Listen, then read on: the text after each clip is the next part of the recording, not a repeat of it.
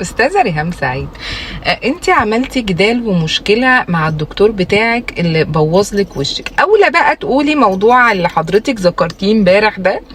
ويعني اتخانقتوا الاول على $15,000، بعد كده قلتي شوه لك وشك والفيس اي دي مش قاري وشك واحنا مش عارفين حضرتك، وربنا يكون في عونك وكل حاجه. لكن ما ينفعش بعد كل ده تطلعي تقولي انه اتحرش بيكي واتافر، لان الاولى انك تقولي ده، يعني الاولى خناقتك تبقى على ده، ان الشكل كده كده شئنا ام ابينا هنروح مع العمر والمشاكل والنكد والحاجات دي.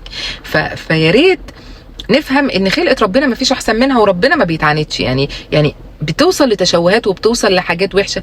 وانا من وجهه نظري الضعيف ان لو الانسان هيبذل مجهود مع نفسه يشتغل داخليا، يعني يزين نفسه، روحه اللي تبقى حلوه، يعني نبذل مجهود في نفسينا داخليا، ده اولى.